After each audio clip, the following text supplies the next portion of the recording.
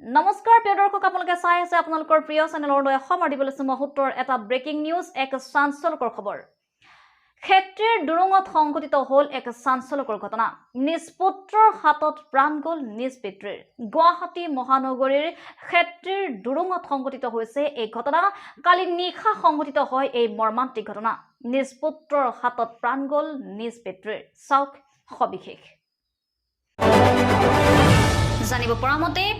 ক্ষেত্ৰী থানাৰ অন্তৰ্গত দুৰুঙৰ ৩ নং ঔজাৰী গাঁৱৰ প্ৰেমানন্দ দাস আৰু নিজ পুত্ৰ ধীৰাজ দাসৰ মাজত দীৰ্ঘদিন ধৰি হৈ আছিল পাৰিবাৰিক কন্দল কালিও নিশা পিতা পুত্ৰৰ মাজত অইন দিনাৰ দৰে ভয়ংকৰ কাজিয়াৰ সৃষ্টি হয় আৰু এই কাজিয়াৰ পৰৱৰ্তী সময়ত ভয়ংকৰ ৰূপ লয়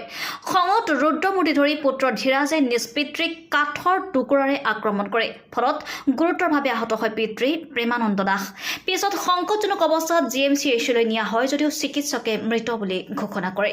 ইপিনে ঘটনাৰ খবৰ পোৱাৰ লগে লগে ক্ষেত্ৰী আৰক্ষী ঘটনাস্থলীত উপস্থিত হৈ ঘটনাৰ তদন্ত কৰাৰ লগতে পিতৃ হত্যাকাৰী ধীৰাজ দাসক আটক কৰে news desk report Arunodoy Assam মানে ঘৰত মানুহ নাছিলেই বাপেক পুতেকে ঘৰত আছিল বাপেক মানে অলপ মদ তদ খাই আহি কেনে কিবা ল'ৰাৰ লগত তেলা হেঁচা কৰিছে তেলা হেঁচা কৰাত মানে পৰি গ'ল মাথাটো ফাটি গ'ল ফাটি যোৱাত আমাৰ 108 মাতি গুৱাহাটী জিএমচিত লৈ যোৱা হ'ল তাতে মানে মৃত্যু বুলি ঘোষণা কৰিলে